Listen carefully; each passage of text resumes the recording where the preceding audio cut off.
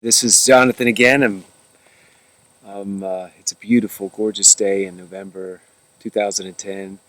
It is the 13th, which happens to be my sister's 40th birthday. Happy birthday, Kristen. She lives in Chester County, Pennsylvania, right outside of Philadelphia, and I hope she has an incredible day with her family and enjoys just being 40 and being healthy and having four beautiful girls and all the things that go along with that. Well, today I want to deal with I wrote a blog earlier, and it had to do with the idea of discerning the mind of God, which is really undiscernible. You cannot. It's an oxymoronic statement. You cannot discern the mind of God. So we put it out there and we say, let's discern the mind of God. But what do we really mean when we say that? And I'd like to start off by reading 1 Corinthians chapter 16. And this is our good friend, the Apostle Paul, used to be called Saul, had a radical encounter with Jesus Christ, the risen Christ from heaven, a direct vision of the throne from the earth that blinded his eyes for 3 days.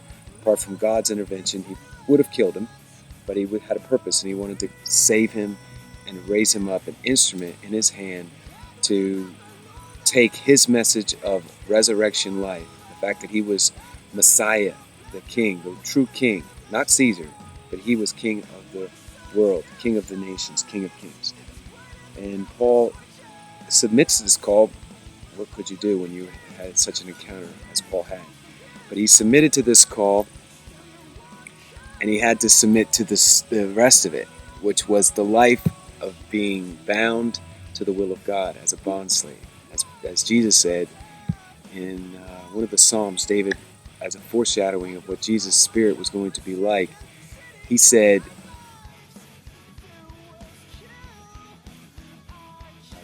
"My ear is pierced. I've come to do your will, O God. Your spirit is upon me." That is the reality of what it means to be a leader in God's kingdom. Paul here at the end of the first letter he wrote to Corinth, a tremendously powerful experience in Corinth, a lot of salvation. Some say the church was as big as 18,000 people spread out over a very populous city, very Greek, very idolatrous, and also a church with a lot of problems, internal problems with how to minister all these gifts, these spiritual gifts that they'd experienced.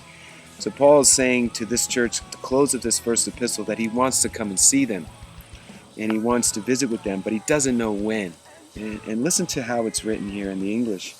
I wish I could give it to you in the Greek, but here in the English it says, "Now concerning the collection for the saints, I have directed the churches of Galatia, so do you also.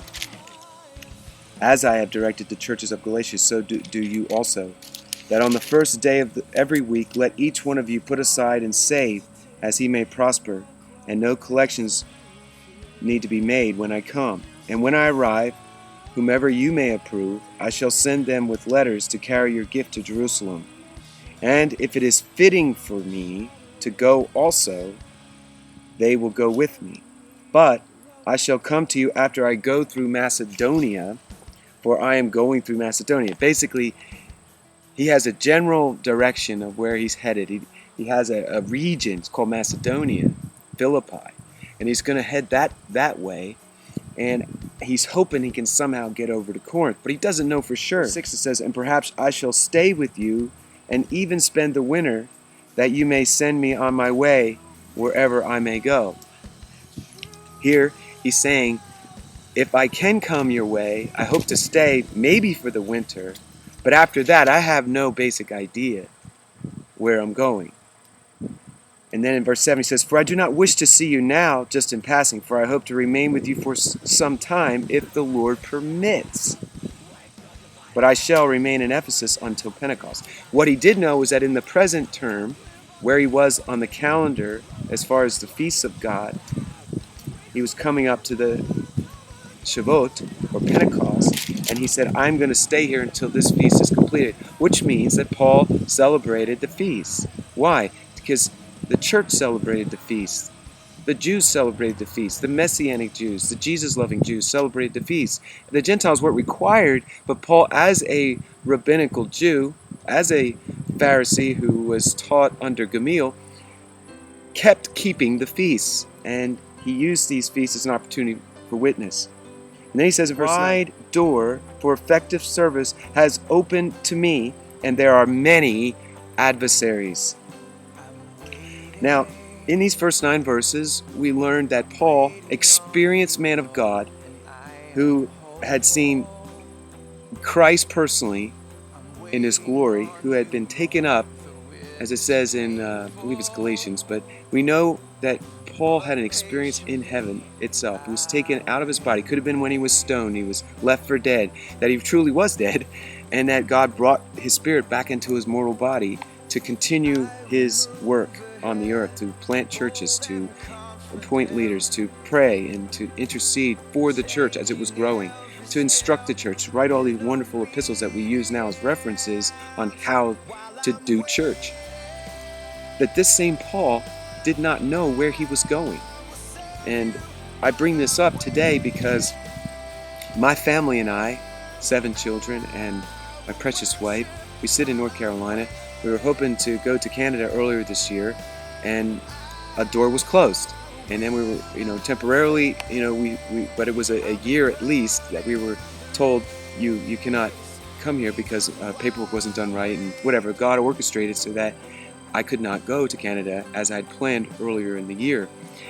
And then we have this plan to go to New Jersey to spend time with my wife's mother, who is ill, and the desire was to spend time there. And we have knocked on some doors, and the doors seem to be closing. And it seems like whatever we try to do, whatever comes into our mind, we get the sense that it's not going to work, and we feel stuck. Yet, while we're here in North Carolina, since we've been in transitions for almost 8 months to move to another area, feeling the leading of the Lord to do so, and now having kind of had those things frustrated, we feel stuck. And so now my wife is pregnant with our 8th child, and it's getting to a point where you don't want to move if it's late in the pregnancy. It's too much stress, and it's just not a nice thing to do to a pregnant woman. And yet we have this call in our life to do whatever God says. When we experience God's interaction with us in a more fuller way in 2004, 2005, and then stuff started happening heavy in 2006 after we moved here to Pilot Mountain, North Carolina, we've had this commitment to submit to whatever God says. And Paul, that's where I can connect with Paul. It's not because I'm like Paul. It's not because I think I'm an apostle or anything like that. And I'm not saying there was not apostles. What I'm saying is, for people who have had an incredible encounter with God, there are moments like what we're going through right now where we just don't know what God is trying to say. But each time we go through these kinds of experiences and we wrestle with the mind of God and try to discern what does He want to do with us, and it draws out of us entreaties and prayers and vehement cries, sometimes weeping. And that's gone on, ebbing and flowing, and it has its high points and it has its low points, and it even has its neutral points where your brain is fried and you just don't even want to think about it anymore. But this is the place for all God's people who have been set aside, as it were, chosen to be instruments to promote the kingdom of Jesus Christ here on this planet. We are in the last days. There is a limited amount of time, and all of us need to develop this urgency. Yet He gives us this urgency by giving us this incredible vision of what He wants to do. For me, it was like the Lord's moving across the circle of the earth. I see Him in His white horse. It's amazing. And it's like, just keep up with me. But what do you do when God says sit? And He's Habakkuk, chapter 2, verse 3. I will sit and I will wait, for the just shall live by faith. I will take and deliver the report. I will spread the message all around, as we can do on the internet, as others have done.